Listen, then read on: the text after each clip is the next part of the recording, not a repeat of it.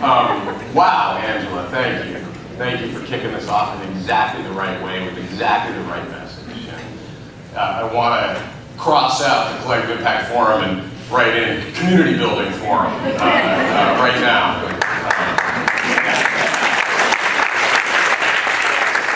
Okay, we can still use the Collective Impact frame, but it is important to remember those who came before us in this work for many, many years, and to know that we're building on that, and I'm so glad you touched on that, Angela. So we have an esteemed panel. I'm going to ask these guys to respond. I'm not going to do the deep bio thing.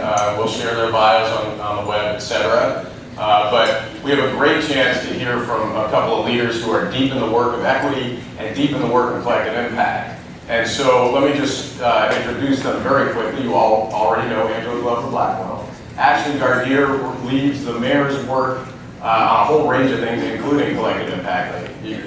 Clearly, you have a huge plate of work, and so for the mayor here, I might add, for Mitch Landrieu, let me get that right. William Buster leads a whole bunch of work at the Kellogg Foundation.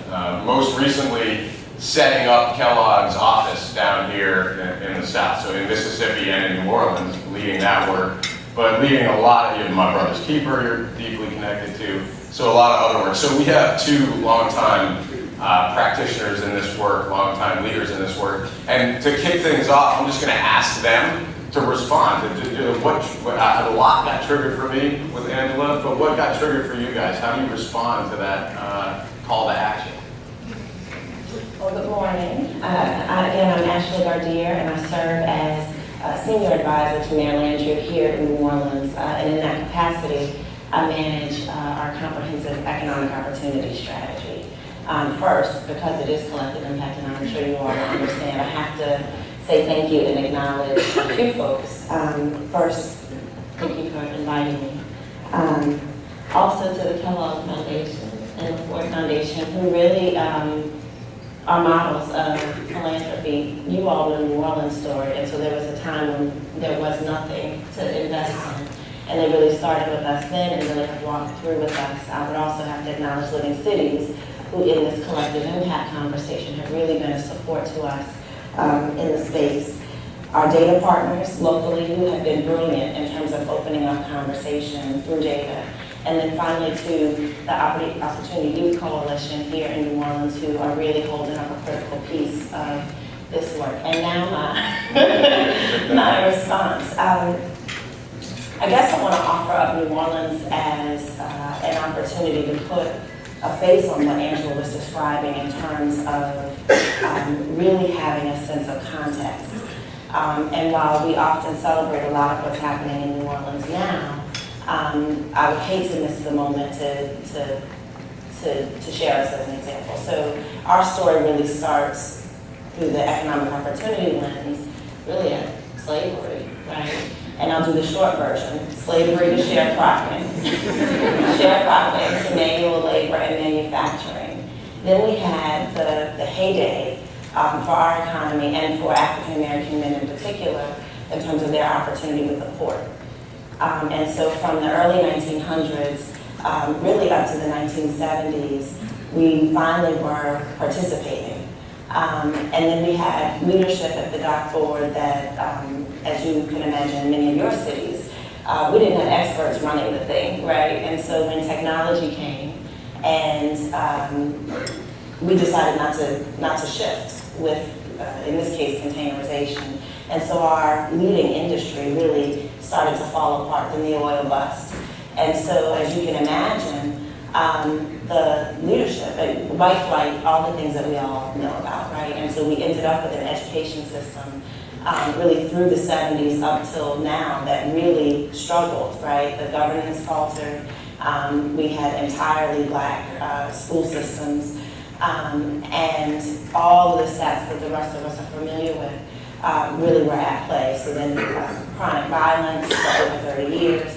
The reason that I share that is because that's, we, in this collective impact journey that we're all on, we often are asking ourselves the question, well, how did we get here, right?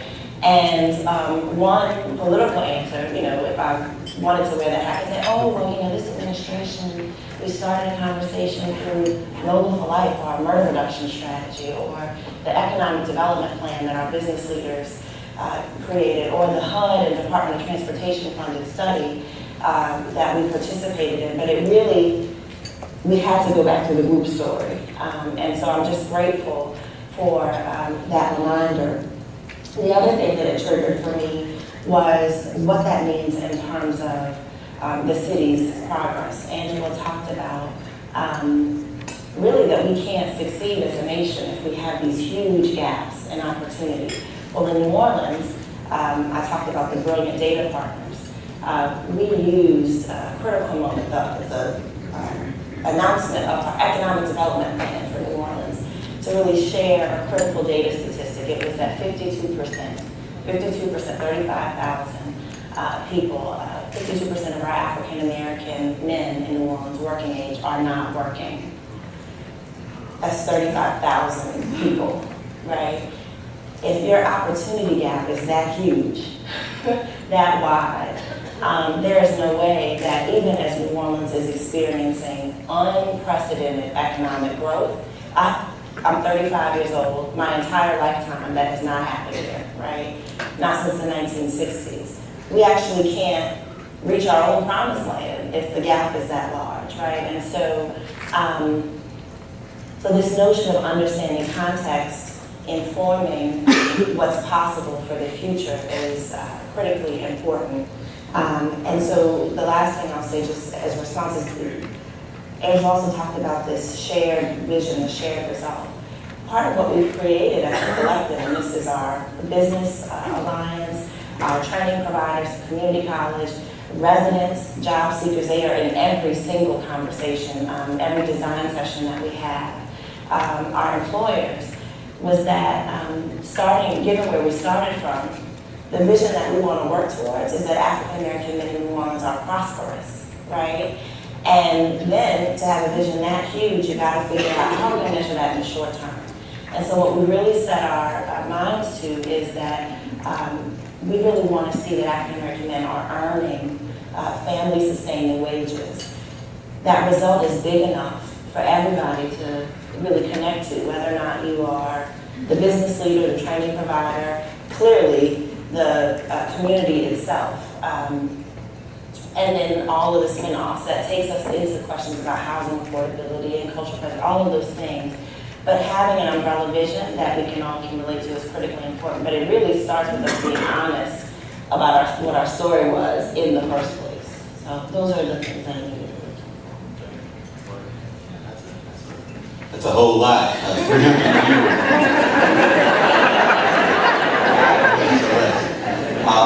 You know, Angela's words conjured up for me, and this is not what I was going to talk about, but it kind of crystallized something for me. Thinking about my new home state now, Mississippi. And in Mississippi, one of the things that frightens me as I think about this need about what's happening, what's going to happen in our state over the next couple of decades, is this notion. In Mississippi, I think the number is in the 2030s, it'll be majority people of color. And in Mississippi, currently, right now, 51% of African American children live in poverty. 51%. So over half of the black children in Mississippi live in poverty. And then you do the math. By 2030, the majority of people in Mississippi will be people of color. The majority of that will be African American. And if you have the children now who are going to make up the working age, make up the population that's going to be driving the economy of the state of Mississippi, living in poverty, what does that mean for the economy? What does that mean for the health, let alone the economy, the overall health, politically and otherwise for the state of Mississippi? It frightens me to think about what our state will be in the 2030s if you have the majority of the people in poverty. How do you sustain a viable state if we don't have a viable economy and we don't have a population of folks helping to drive that economy? Now, as it relates to equity, so if you don't pay attention to how we got there. How did we in 2015 have the majority of children living in poverty? If you don't pay attention to that, there was intentional disinvestment in public education. Intentional. If you don't pay attention to that, there was an economy that was driven by the need to have a certain population of folks over another population of folks. If you don't go back to the base and understanding how it got to where it is, then you can't actually address that very scary issue of having a population living, the majority of our population living in poverty. So it crystallized for me the need for us to kind of pay attention to the baseline, and we can talk a little bit more about some of the reality of using data to help you tell your stories. But it helped me to kind of keep in mind why it's so important to kind of keep putting in front of people the need to pay attention to that. That's great. Thank you. Let me ask you all about power, because I think Angela really hit on this in an extraordinary way. How we show up in community, how we engage in an authentic way. What we have with our new panelists is, somebody who's working for a mayor, right? A mayor has a lot of power in the city. Somebody who's leading one of the largest philanthropies in the history of philanthropy. How do you guys think about the power question? How should we think about coming into a community and recognizing power dynamics? What have we learned so far about this work? Where should we be plugging in? And how do we address that challenge around who has the power in our communities? And Angela, I'll ask you to answer this as well. We'll start with the panelists and then maybe finish with you if you're okay with that. So you got to start with a very tough question. This notion of power.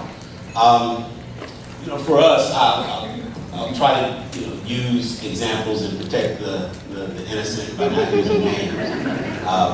But it's a very real issue. And so as we sought to kind of support collective action efforts across the region, one of the things that's become clear for us is when you go into communities and support some of this work, understanding the historical kind of remnant. There's such deep histories in these communities in the South.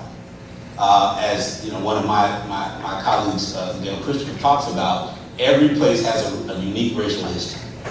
Every place. And in Mississippi, we have an even more powerful, unique racial history than most other places. And so if you don't pay attention to the fact that there is, and there's an ever-present kind of analysis that power resides in certain groups of people, then whatever you're trying to do, even if it's just trying to have kids read on very grade level, there's a history around who holds the power and who decides who's going to benefit from certain policies. And so for us, one of the things that we've had to do is to come to grips with the fact that oftentimes when we're trying to just do something that seems simple enough, just trying to improve education.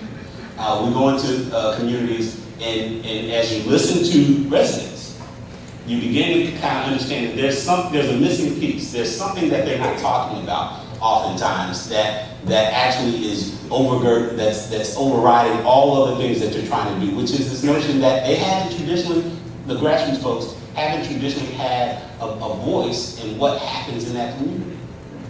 And so one of the things that we've done is be very intentional about understanding how we can play a role as funders. So one of the things that I think is very important is that as you're partnering, for us, as we're partnering with community-based organizations, partnering with school systems, partnering with elected officials, we can be that ever-present voice that, hey, there's a group that's been left out of this equation about improving the lives of the very children that they care most about. And as funders, we're not going to support the work that moves forward unless all people are at the table. And so what that means for us is that we often carry a message into conversations around whatever work that we're trying to support, whether it's around improving education, health equity, those kind of things, that we can represent the voices that have been traditionally left out. Now, when you also have to play this role, understanding that you as a funder are not the people.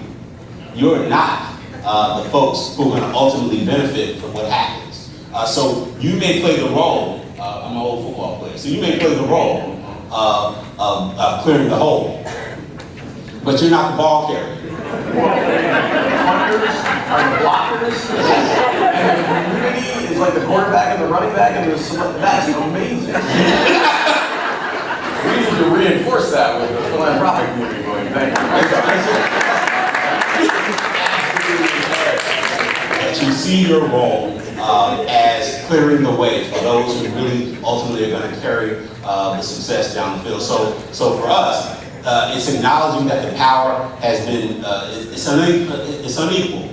And we can play a role of kind of balancing that out, but ultimately understanding that we're not going to be the ones that carry the ball down the field. I should probably start by saying I never was interested or anticipated being in the position that I'm in. I fully expected that I would have a career that was just rooted in community. And then the first time Willie and I worked together, I was a funder, and we were working in a place-based context and really looking at what it means to create the way at that level.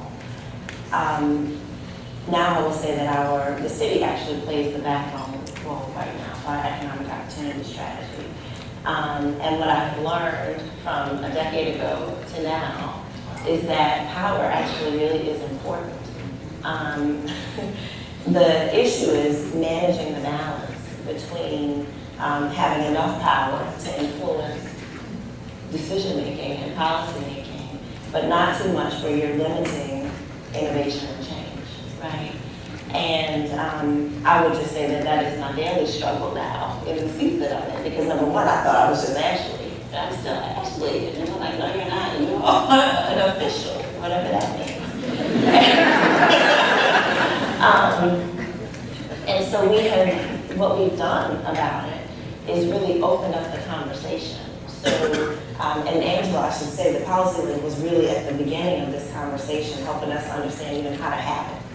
And one of the things that we really realized is that our internal conversations are really meant to just be the design of how we're going to open up the conversation, if that makes sense. And so every stage of this journey has been rooted in focus groups. And that the focus group, the information we get out of focus groups are equal. Like the job seeker's voice is as important, actually sometimes more important than the employer voice, than the social service agency's voice, and the training provider's voice. We also did went through the exercise of creating a survey. So we had this number about the 52%, right? And then when we asked the question, well, who's in that? And what are the barriers?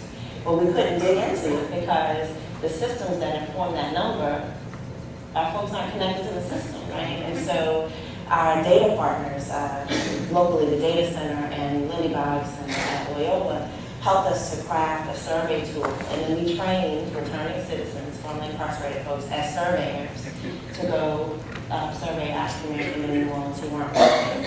That was another kind of way to hear from folks who are not going to be always the folks who want to come to the meetings, right? Down to collaborative design sessions. I'm going to say, oh my goodness, there are folks in this room know that week to week, we get together, job seekers, employers, service providers, training providers, all in one room, crafting the solutions together. That's the best way we know how as government to make sure that we are not coming up with our own right ideas based on the beautiful things that we've read and deciding what's right, but really having job seekers really struggle across the table with the VP of HR at an institution who doesn't even see them usually to get us to what's going to work for New Orleans. So I think we've tried to use, I think the mayor has tried to use his power to really open up the door for conversation to happen and then allow us to do the hard work together. But you got to have, our role then becomes on the policy making side to then execute what folks have delivered, whether that's hiring or DBE policies and such. Thank you for giving me the opportunity to speak because I forgot something very important. Could you put that slide up, please, about the summit? Oh, yeah. I'm so sorry. If my staff is watching this, when they are So, in October of this year, October 27th through 29th, PolicyLink is having the 5th National Summit on Equity, Equity 2015. In 2008, we had it in New Orleans. In 2011, we had it in Detroit. In 2005, we had it in Philadelphia. In 2002, we had it in Los Angeles. We're back in Los Angeles. And it is the opportunity to come and find out about equity in housing, in transportation, in food, in health, in jobs, in democratic participation. There will be 3,000 people there, and they are the people you want to be with. Please make sure that you go on the PolicyLink website and you come to the summit. Many people come in delegations. We had a huge delegation that has been a couple of times from the Twin Cities, but at the one in 2011, 150 people came from the Twin Cities. They had meetings beforehand. I went out and met with them. They started Equity Minnesota when they went back. So it's very important. I'm sorry I didn't mention it before. You're going to talk about power, but before you do, Okay. I want to name two things. One is we've committed the Opportunity Incentive Fund to having a delegation, so we will be there. Two is, just as an aside, but a correlation for us in the Collective Impact Forum work is, I've always said, you know, this movement, this work builds on a long history of community building, no doubt. But it would be amazing if someday the folks who say they do this deep cross-system work in community are coming together in rooms as large as the Equity Summit, and that we can build to that. And so you are the North Star for us on this. Our vision is that, you know, what I say about it is, when I first heard about the Summit on Equity, I was like, what's equity? You know, or regional equity, I think, back in the day. What's regional equity? And you know, I went to the first one, and it was big. And now it's 3,000 people who come together who are doing this work. So thank you for guiding us in the movement building side of this work. And now I will stop with my info and ask you to speak to the power. I'm so thrilled that you will be there. I think this power issue is so important. And Ashleigh, I am so glad that the mayor's office is leading. But ultimately, before this is all over, that power has got to be transferred to community. Because that is what's going to hold the process accountable after this mayor is not there anymore. And we too often miss that opportunity. The power has to be with the people. The power has to be with the people. And for the people that have the power, they have to have organizations. And those organizations have to be well-funded, with high capacity and accountability. The Urban Strategies Council, Junius runs it now. It started in 1987. It still exists. And for all those years, with multiple leaders, it is the touchstone in Oakland for where you can go to get analysis, where you can find a table that brings multiple people together to struggle hard, deal with truths, take on the hard questions. It has the ability to do communications, to do data analysis, to do policy reports, to work with people at the highest levels, and to work with people in community in ways that are equally respectful and authentic. You've got to build that kind of capacity. So when I think about backbone organizations, I think about organizations that have that authenticity, that self-imposed accountability, but also the ability to sit and struggle with anybody at any level. That's power. When we first started the Urban Strategies Council in Oakland, we started off with data and information and networks that the community did not have. That was power. Because to be able to bring a new conversation, to be able to bring new people, this is what my necklace is saying, to bring new people into it is absolutely essential. So when you think about power, think about organizations, and think about the governance of those organizations, the accountability of those organizations, the staying power of those organizations, the influence. One other thing about power. Power comes from organizing. And one of the things funders often do not want to fund is organizing, because it might organize against them. And let's just call it out. That is uncomfortable. But if you don't have real power to be able to make somebody uncomfortable, it's not worth much. And so foundations have to be able to understand that part of building strong backbone organizations that are willing to be accountable means you have to have an organized community that will make sure they are accountable. So you gotta have organizing, you gotta have organizations that are led by leaders who can talk about race, who can talk about power, who can talk about tough issues with a conviction and a foundation that allows them to be able to make a difference. Yeah, jump in. This issue of power. One of the things that we often struggle with, and I'm pretty sure many of you who are funders are struggle with, is how do you understand whether or not you've built enough power so you can measure? Now that's a weird kind of thing to think about, because one of the things that we're finding, and I think it's important that you understand, because you really have to understand the context of these communities. I mean, truly understand. So when you're talking about building power or dealing with power, there's an inherent fear that people have had on the ground in these communities of that power. That power has caused people to lose jobs. It's caused people to not have access to equitable education and all those kinds of things. So when you're calling organizations and you're building that capacity of organizations to be a part of change, and that change may have to engage a certain level of power, you have to acknowledge for people in that community, both those who held traditional power and those who are trying to move into positions of power, you have to acknowledge that there's a fear. And as funders, you can't ignore that. You can't ignore that's a reality for people. And so when we're supporting this conversation, or we're trying to engage organizations to be a part of change in these communities, acknowledging the inherent fear that comes around. Now, the other piece that as relates to measuring whether or not you've reached a certain level of power in the community. I don't, it's just a personal belief. It's not held by the Kellogg Foundation. Yeah, we'll turn the internet off.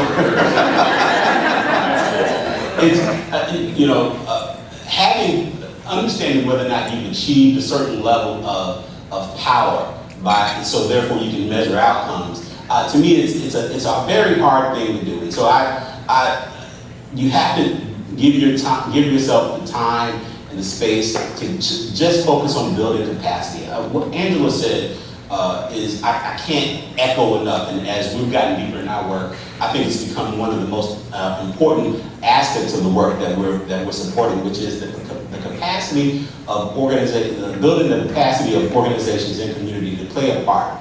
That to me is more of a more important aspect of the work of understanding whether or not we're going to achieve equity, because those who are ultimately going to carry a community towards success, if you're not focused on having them be at their best, organizationally, leadership, organizing, youth development, all those things are going to help build the bench and build the field. So when you're not there as funders, they can carry this work. So I'm more focused on the capacity, and that helps me to understand whether or not organizations and communities are going to ultimately be able to work on this issue of power.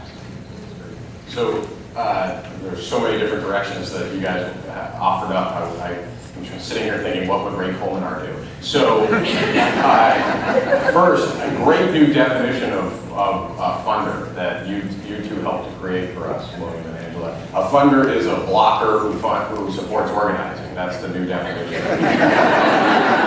I love it. I know Paul Schmitz loves it.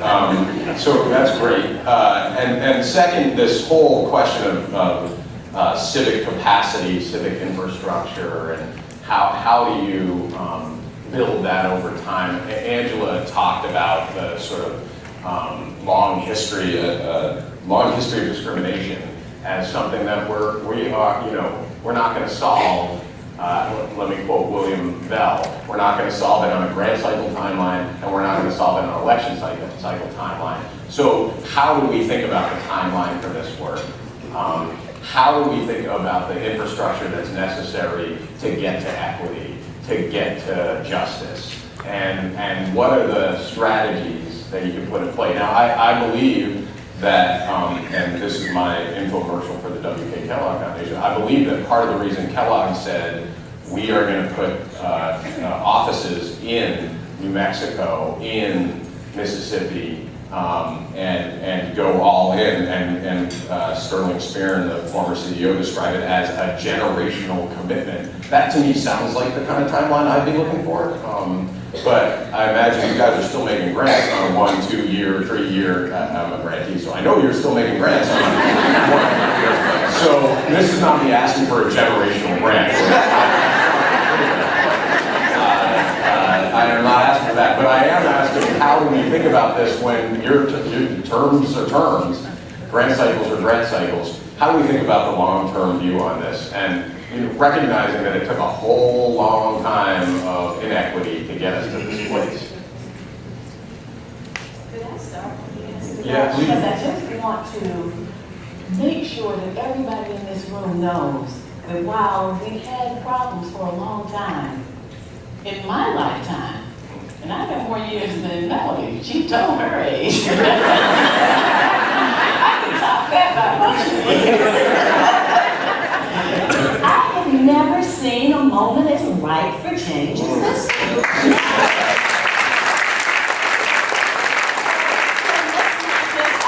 This is in the time frame as usual. Different times have different moments. And the moment now is a moment for equity.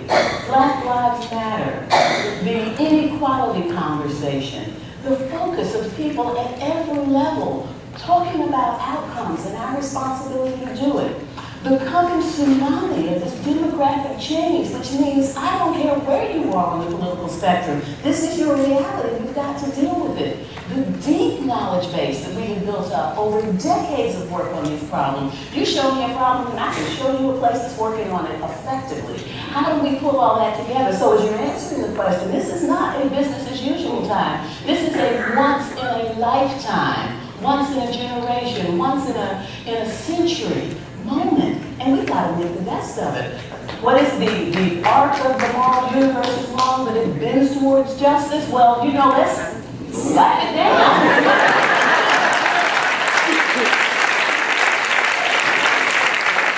That's why I wanted to ask the question, by the way. I'll also say that the moment is now, but we also have tools that we never had before.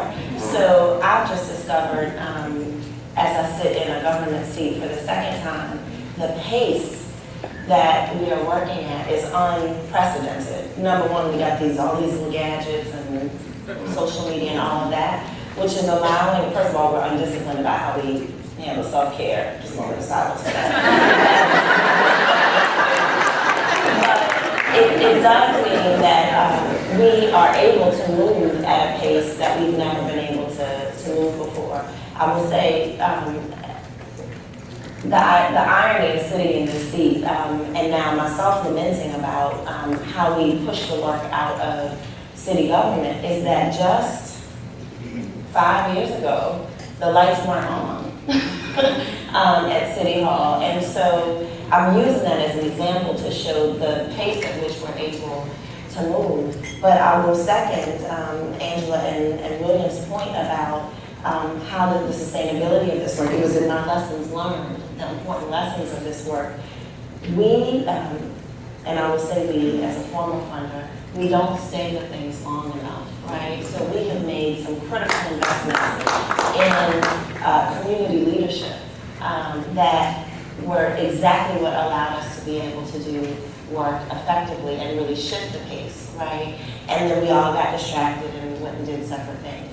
Even as we look at this work, there's some organizations that we were positioning to be backbone organizations. And then just it felt like in almost a week's time, it fell, right? And so part of what we're now having to do on the city side is literally figure out how do we push the work out, building up the organizations at the same time, and really a conversation with our funding partners saying, these are the folks who, first of all, are committed to mission and the values around equity that are so important.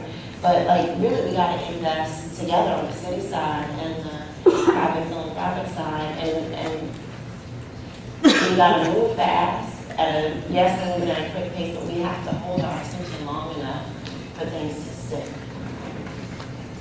I think that one of the things that talking about pace and the arc and how long it will take.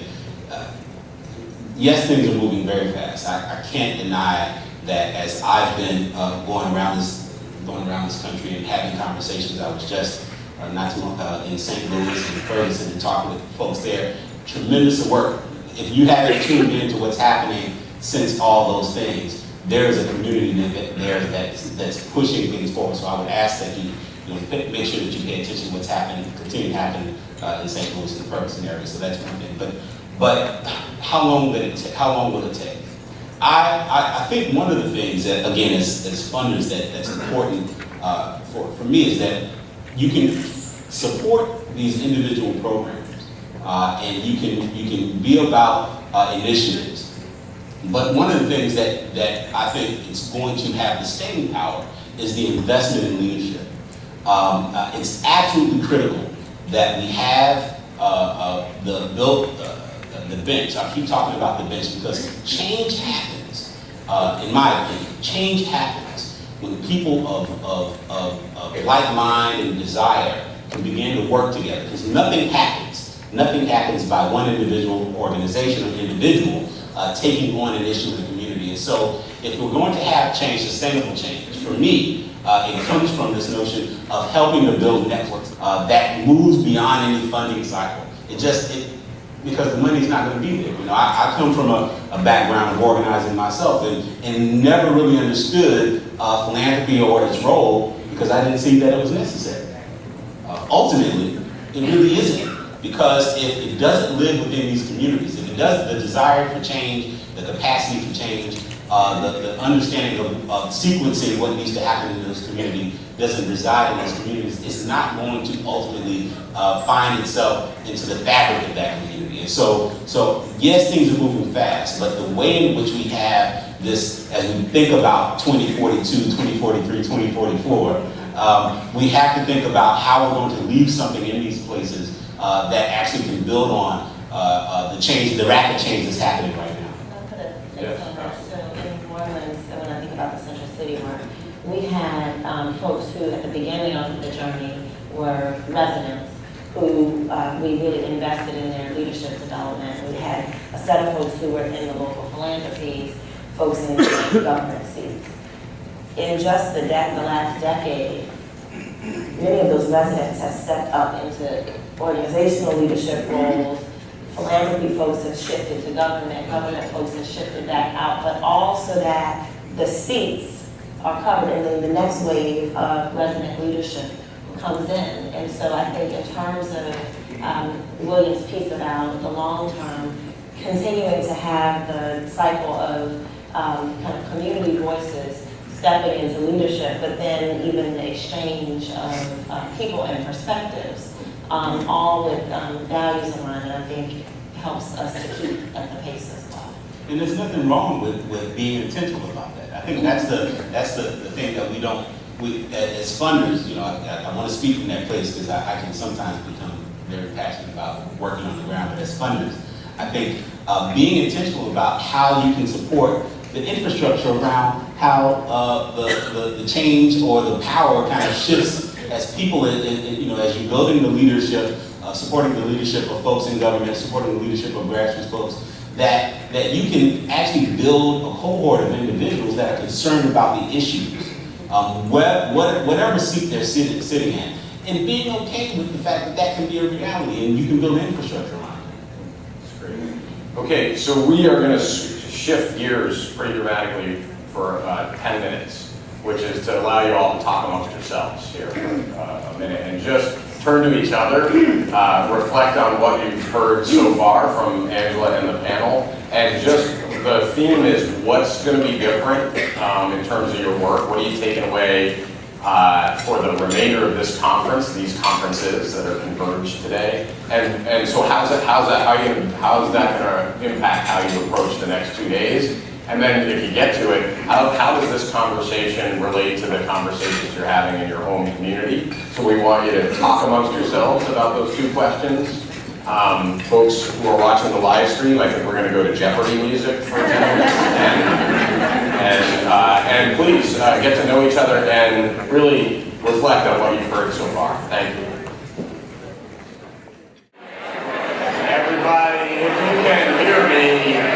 Be quiet, thank you. Thank you very much. You don't need to clap, but if you can hear me.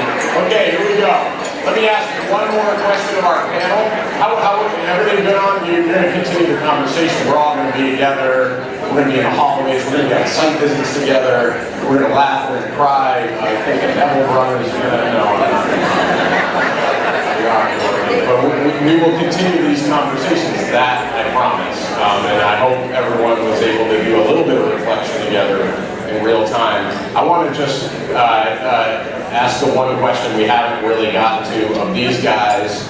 Give you a quick chance to do a very brief questions from the audience, and then we're going to close it out. The one question we haven't gotten to is government and the role of really the role of government in this work. I mean, at the end of the day, this is about systems change, and it's mostly about government systems. It's not only, but so how do we think about government in this space? What do you recommend to the folks doing this work? And maybe, Angela, do you want to start? And we'll... Yeah, we can't solve these problems if the business community doesn't become engaged, because ultimately people have to have jobs and they have to be engaged in the economy. We need the private sector. We need government because government has a tremendous role to play. Government not only provides services and safety net, but government actually makes sure that the systems are in place for everything that we need. You know, I never understood this statement that government doesn't create jobs. Every time I heard it, I was really puzzled by it.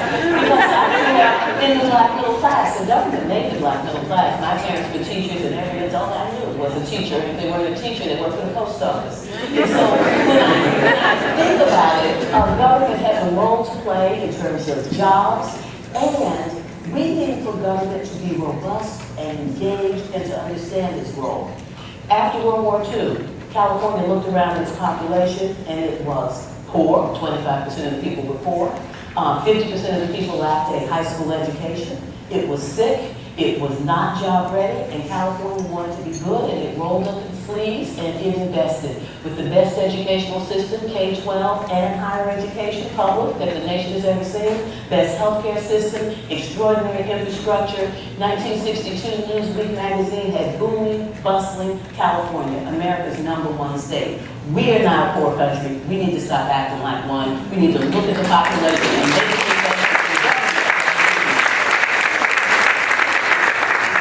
Certainly investment. I think we also have to be willing to rip up the playbook and try a new way. I think what has worked in New Orleans, what has helped to support the change happening in New Orleans right now is a willingness on our side to do things differently and to be in conversation. And so I think that that's a critical piece of it. And the ripping up the playbook is on investment side, but also policy making. And that part is really hard, even when you're in the seat. The number of actors that are involved that you must engage in order to get to new policies is tremendous, but the willingness to kind of stay in and really push and fight with community stakeholders is critical.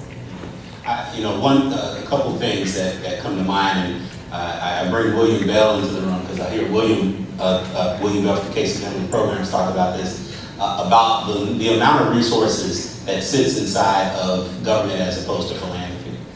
We're dwarfed by the amount of resources that sit in government. So if you're not engaging government as a player in the change, then ultimately you're setting communities up to fail. That's one thing. And I think the second thing that I would say about government is something Ashley just talked about, is the willingness. And so as we assume oftentimes that there's the capacity inside government agencies. We have to be intentional about finding those who are willing, helping to support their capacity and learning about how change happens in the places in which they're supporting work, whether it's at the local level, state or federal level, being intentional about having those partnerships, but finding those folks, starting with the folks that are willing, because there are lots of folks that sit inside government who, by their very nature, they want to be in partnership, but they don't know how, sitting in the seats. And so being intentional about, as funders, finding those partnerships, those willing players to kind of play a role, and helping them to build their capacity to learn how to be engaged in a different kind of way for themselves. Yeah, great. So we only have time for maybe 3 questions, and we're going to take them all at once. So Clearly, you were going to be one of them. That was good. So self-regulate. If you think you can ask Angela separately or William separately or any of these guys separately, grab them on the side. But 3 questions at once, and then our panel is going to respond to 1 or 2, and we're going to close it out. So the gentleman in the front with the quick hands. The West End has been ignored for so many years. To give you the level of poverty, they're excited about their first boulevard. We've got government, I think, and philanthropy working closely together. What I don't see is the business community, particularly the banking. I look at the paper, I see they're funding malls, they're funding apartment buildings, and in the other parts of the city, there are no small, where's the small loans for the West End? Where's the interest, the commitment? So that's my question. How do you involve those people? Okay, well, let's just do 2 more, and then we'll answer it all together. So access and how to involve capital. Yeah, great. Any other questions? Some of you are really self-regulated. Yes. Ashleigh and William, how do you balance the perceived or real access, influence, and significant authority you have in your role with the ideal or the reality that you're a champion for those traditionally marginalized because of your age, race, and gender? Wow, that's deep. Okay. That's great. We're going to hold that, and if there's one last question that somebody wants to okay, we're in this corner. Just share the question. They've got, it's great. They're doing if you ask mine, then we'll get for it. I know. That's exactly what we were negotiating. But my question really deals, we talked a lot about equity. My name is Oscar Chavez with Sonoma County Department of Human Services, which is a county government agency. And we talked a lot about equity and leading some of the work, and I think it's important that philanthropy do that.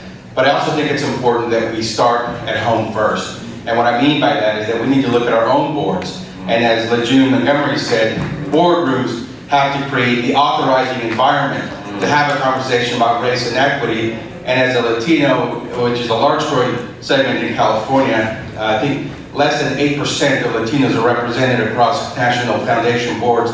So I think we want to engage, but we have to start home, and we have to lead by example in this conversation about equity and race and class and how that impacts our work. Thank you. That was helpful. Thank you. Okay, we got 2 questions and a very strong call to action, which is awesome. Anybody want to take them? Ashley, you started right away. So on the business and corporate engagement piece, I think, first of all, I came from corporate philanthropy, where I was really driving the work based on our charitable mission. I will say in my current seat, I really realized that to get folks, corporate folks really engaged, we cannot have a conversation that's just about the moral imperative. That does not move.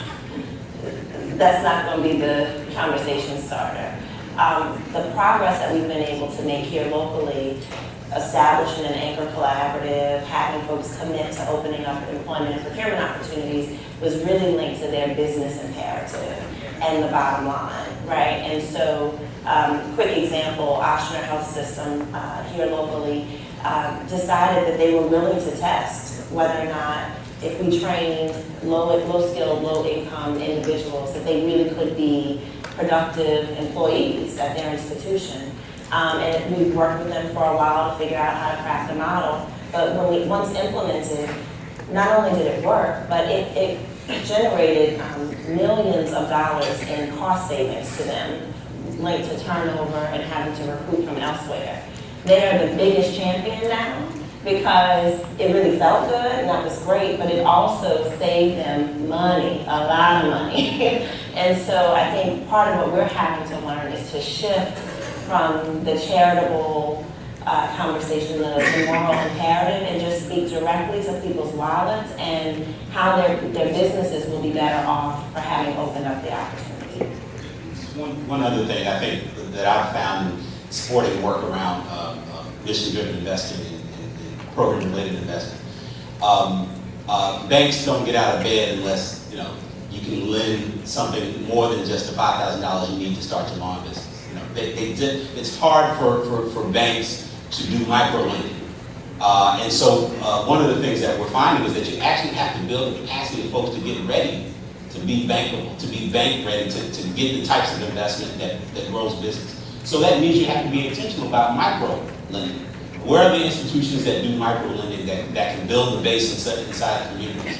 Whether it's credit unions or whether it's collaborative lending and supporting work that happens to grow micro businesses.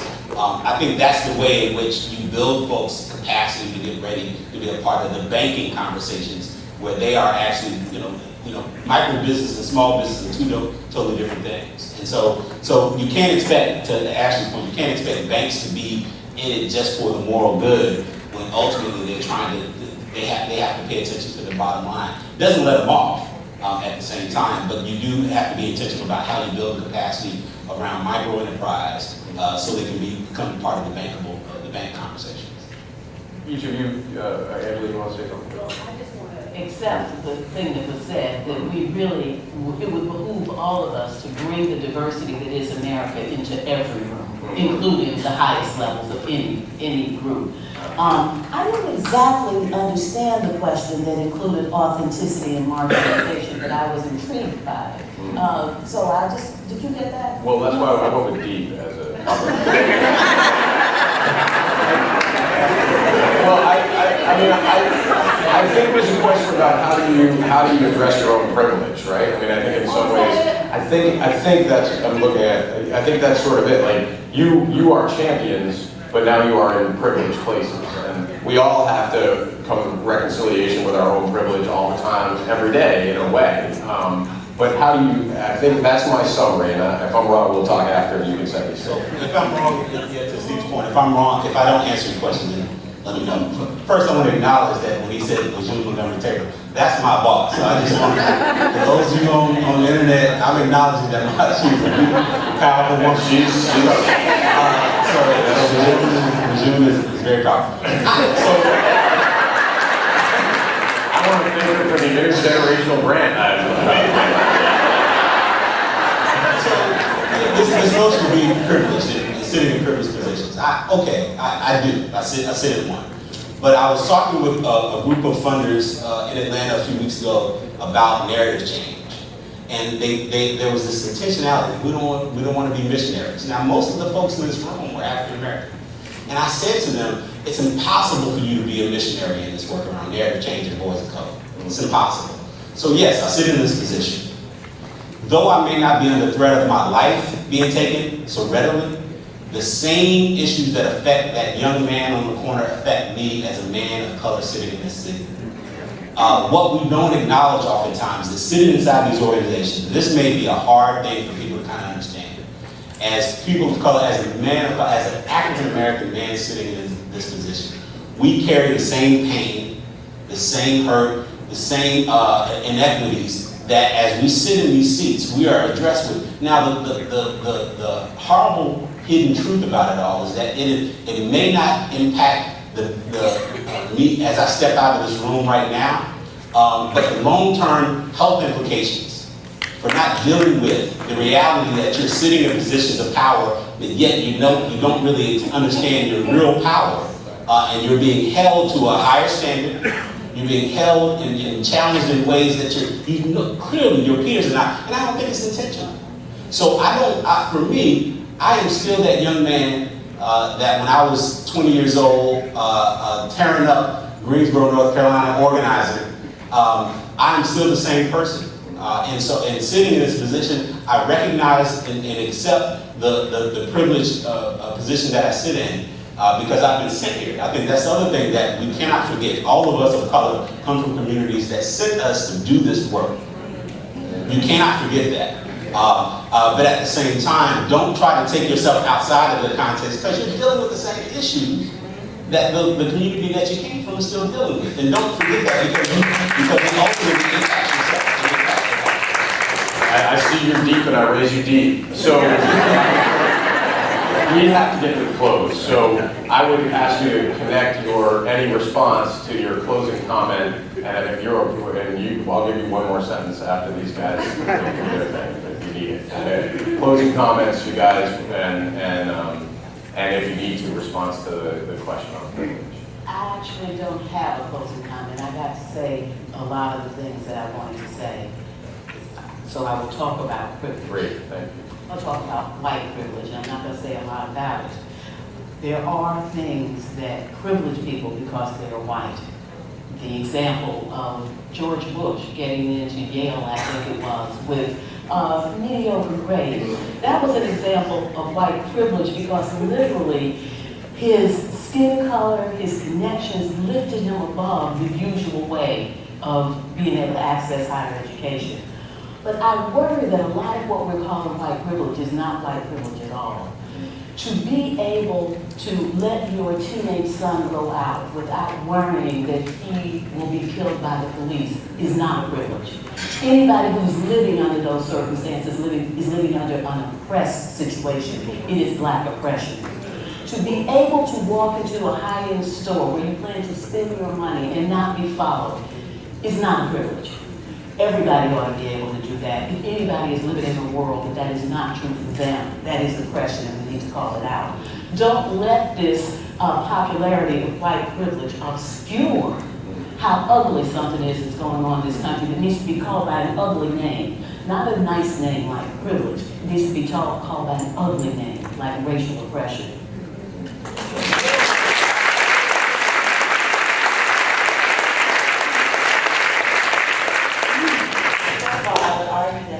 We are doing our work the way in which it needs to be done, there will be far more of us sitting in the place of privilege that you described.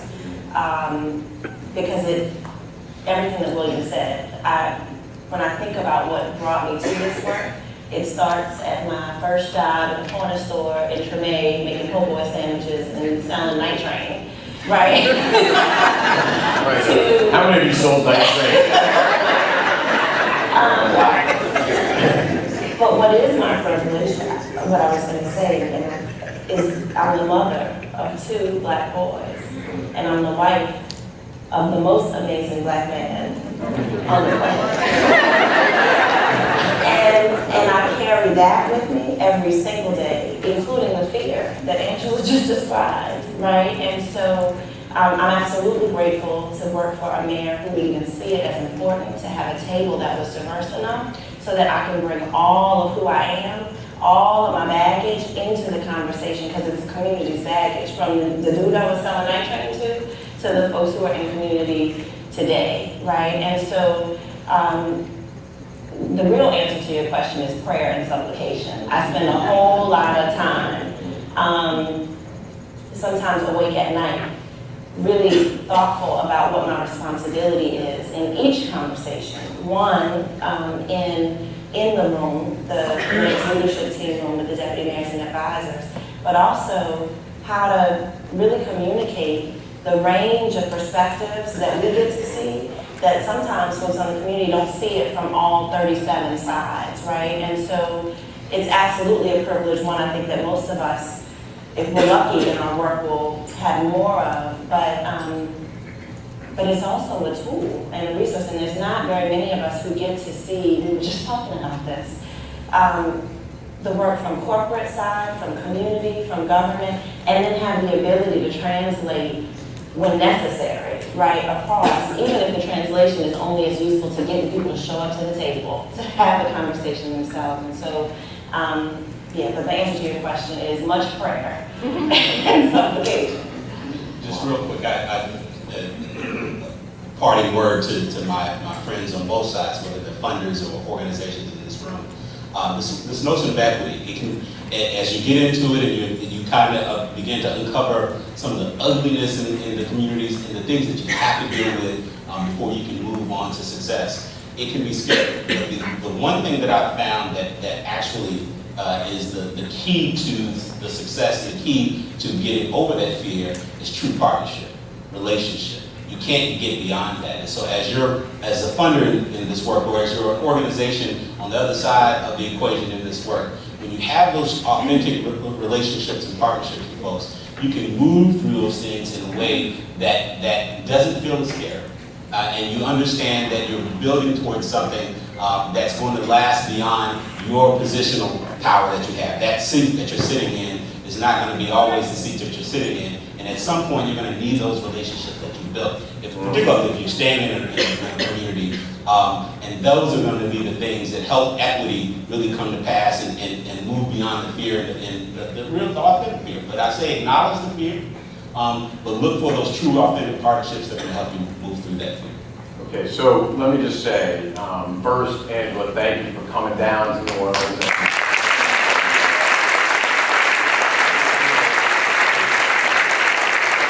We felt like this was going to be the stake in the ground moment about how if you're doing collective impact and you're not doing it through an equity lens, then you're not doing collective impact. And I think this is the stake in the ground moment around that. And you helped plant that stake firmly, so thank you.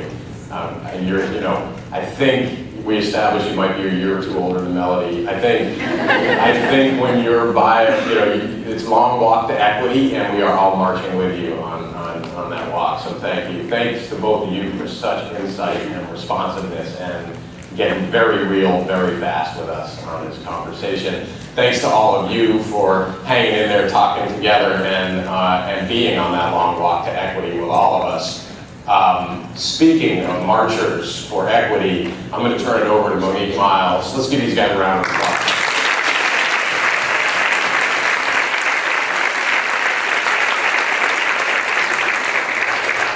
Our leader in the long walk, Monique Miles. Thanks, everybody.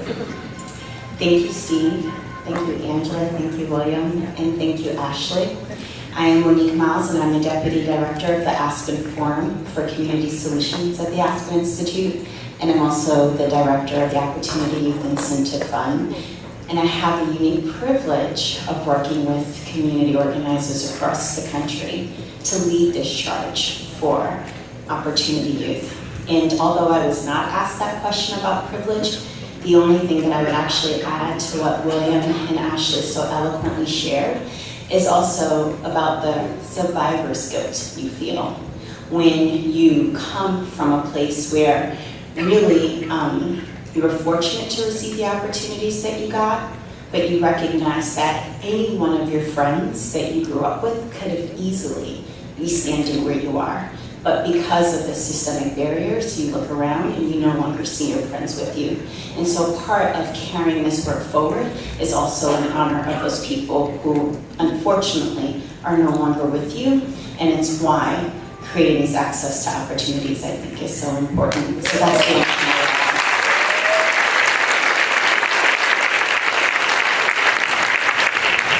I wanted to also really take a moment to thank our extraordinary partners on the ground in New Orleans, because we would not be here today if it wasn't for our incredible partners who have really helped us prepare for our time over the next couple of days. I want to thank the Cowan Institute, the Partnership for Youth Development, Community Baptist Ministries, and the Kellogg Foundation for really sharing in the planning of our convening and our time here in New Orleans, and for making it such a valuable experience for our network. So thank you. Please join me.